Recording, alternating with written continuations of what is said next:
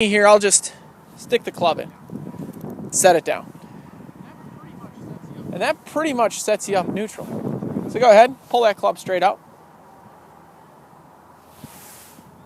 I'm a little strong. The toe shuts down a little bit on mine, but it's not too bad. So if you're ever kind of wondering, what I tell people is go ahead, just relax. Put it in your left hand. It should just square up automatically for you. Interesting theory. So that's kind of what I look for when it comes to the grip. Next piece is setup. I love it when I get players who are obsessing over their feet. It's like, well, what do you think of this? Or what do you think of this? And I think, well, you're still aimed at the same place. And I say, well, what do you possibly mean? And I say, well, what do you think of this?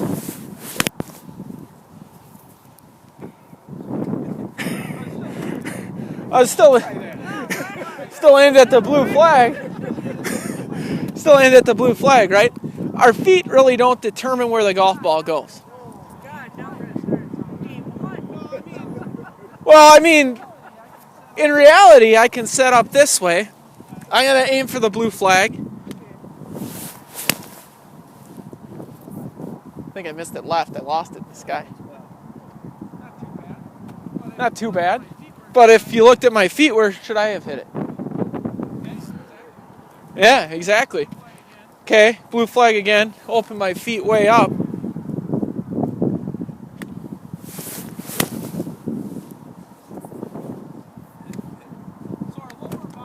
So our lower body doesn't really determine where the golf ball goes. What determines where the golf ball goes is our arms swinging at the ball.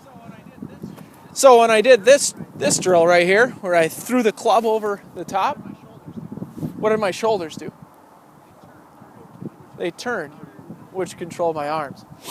So arm path determines initial direction every time. So if I hit it on the inside corner of the golf ball with a square club face,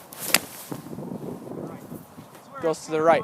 It's where it's kind of funny. People say, oh, I gotta hit it on the inside corner of the golf ball to make it draw, right?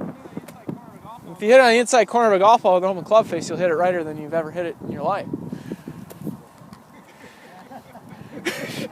Exactly.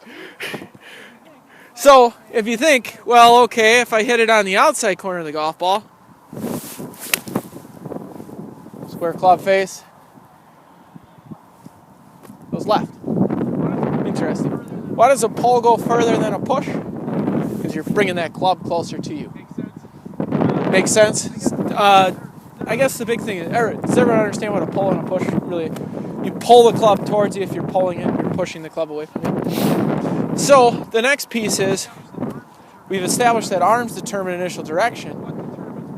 What determines where the golf ball curves to? Club face, exactly. Open or close, club face. So if I swing and I hit the golf ball in the dead back of the ball, open club face. Oh boy. All right, let's try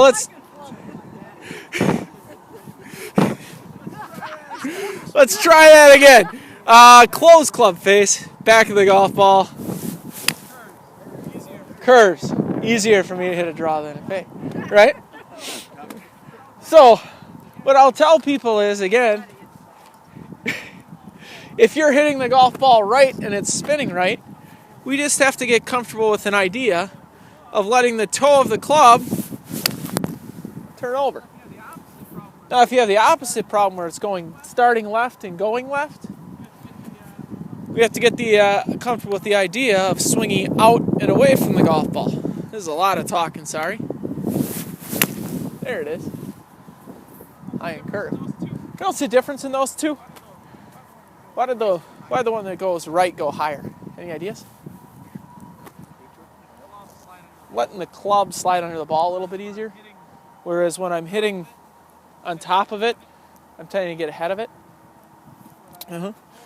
What I'd like you to do now is go ahead, set in here with the newfound knowledge. I'm going to work the line, is what they say. I'm going to watch each one of your swings, and we're going to talk about direction and ball flight. You have a spot, Skip? I got to make you spots.